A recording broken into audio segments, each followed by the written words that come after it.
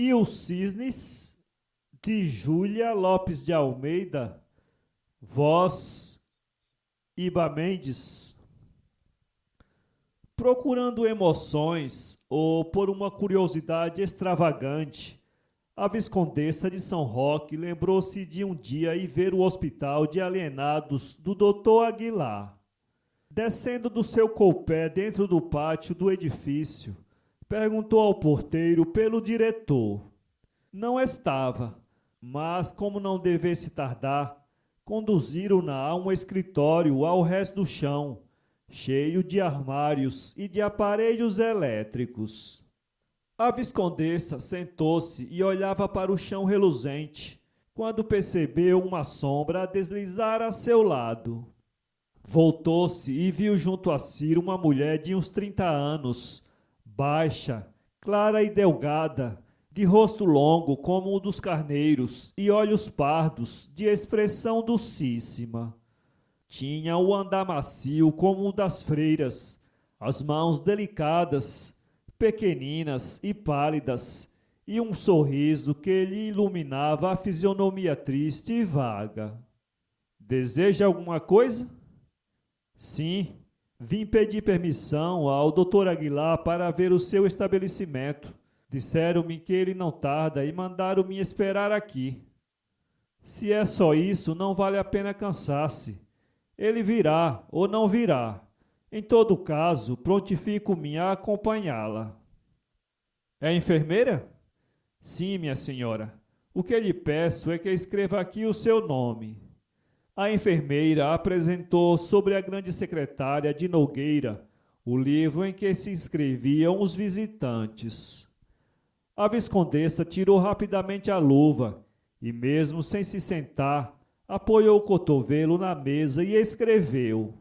Por trás dela, a outra esticou muito o pescoço e leu o nome.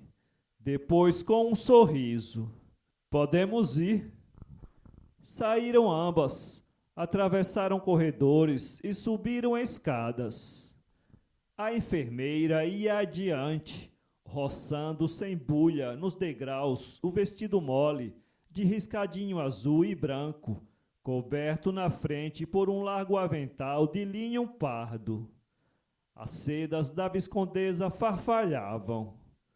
Por aqui, veja, esta é a sala dos doidos pacíficos, dizia a enfermeira. Passemos agora à escola das crianças. A senhora não receia impressionar-se? Não, respondeu a visitante, depois de uma pequena hesitação. É muito triste. Enfim, é bom ver tudo, concluiu a enfermeira. A senhora e a Viscondessa interrompeu-se para perguntar: Como hei de chamá-la? A outra não respondeu logo e ficou pensativa, como se fizesse um esforço para se lembrar do seu nome. Depois disse com um sorriso: Chame-me Irmã Serafina. Não sou freira, mas fui educada num convento, e os meus irmãos em casa, por brincadeira, davam-me esse nome. Acostumei-me. A irmã Serafina, voltou a Viscondessa, prendendo o fio do seu pensamento partido, não tem medo de viver aqui? Às vezes. Certamente que os doidos fazem-nos passar bocados perigosos. Mas tenho compaixão. Dediquei-me a isto e já agora hei de envelhecer ao lado deles. Pobre gente! Havia no olhar de irmã Serafina uma tamanha expressão de piedade e doçura que a Viscondessa sentiu-se comovida e murmurou: Que anjo! Entraram na escola. Umas 10 crianças, espalhadas por meia dúzia de bancos, levantaram os narizinhos curiosamente para a visitante. O mestre tinha sentado nos joelhos um pequenito, que se encaracolou todo, fazendo-se no novelo. Ao mesmo tempo, surgiam da aula gritos e guinchos estranhos. Um rapaz de 10 anos quis fazer discurso. Outro arremedou o miar dos gatos, de uma maneira tão justa e com uma careta tão dolorosa, que a viscondessa, arrepiada, voltou depressa para o corredor. A irmã Serafina deixou-se ficar para trás e, curvando-se, beijou uma menina que, encostada à parede, contava os dedinhos incessantemente. 1, 2, 3. Quando voltou para junto da visitante, ela disse com uma voz magoada: não a avisei de que se havia de impressionar na escola das crianças? Pobre anjos! Eu ainda não me habituei a olhar sem lágrimas para aqueles entezinhos condenados por uns pais sem consciência a uma vida de agonias. Condenados pelos pais? Murmurou com estranheza a visitante. Certamente, quem pode dar uma herança tão desgraçada aos filhos não se casa. Sabe que são vítimas da hereditariedade. Todos? A maior parte. Que pecado! Deveria haver leis que proibissem certas uniões. O que estas crianças me têm feito chorar só de pena. Algumas são más, mordem, batem, causam estragos de toda a ordem. Umas ferazinhas inconscientes. Quanto piores elas são, mais as lamento. É preciso que haja alguém que as ame. Eu sou mais carinhosa para aquelas a quem ninguém quer bem. Afinal, boas e más correm para mim. Sabe que todas as crianças gostam das aves. Das aves? Sim, que tenham asas que as agasalhem. Ah! A voz da irmã Serafina era melíflua, escorregadia e branda. Uma dessas vozes cantantes e claras, que uma vez ouvidas nunca mais se esquecem. Não há por certo mulher cuja harmonia seja tão completa no seu todo. Deveriam antes chamá-la Irmã Suavíssima. Atravessaram todo o edifício sem que uma palavra, um gesto da guia alterasse a sua expressão de candura. Todos os doentes lhe sorriam, e ela sorria a todos os doentes. Ia passando como uma bênção, branda como o perfume de um lírio. No chão encerado dos largos corredores, só se ouviam os passos da viscondessa, batendo o metal dos tacões num tic-tac sonoro. Aquele som regular caía-lhe no ouvido como um barulho profano. Envergonhava-se e temia atrair a atenção dos doidos.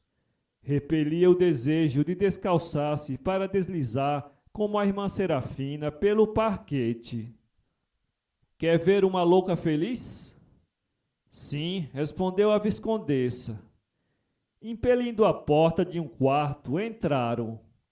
Ao pé de uma janela aberta para o azul do espaço e ao lado de um leito, todo feito de branco, uma velhinha risonha cantarolava num delgado fio de voz, fazendo tricô. Os novelos bailavam-lhe no colo, sobre o zuarte limpo do vestido, e as mãos enrugadas e secas moviam as longas agulhas, ligeiras, ligeiras. Sempre a cantar uma cantiga risonha, a doida cumprimentou a visita com um movimento airoso de cabeça. A enfermeira murmurou, indicando-a. É sempre assim. Tornaram a sair e desceram uma escada larga de corrimão envernizado. Embaixo, atravessaram um pátio cimentado, onde, numa ordem simétrica, se alinhavam grandes tinas verdes plantadas de azaleias. Os arbustos carregados pareciam buquês, mais flores do que folhas.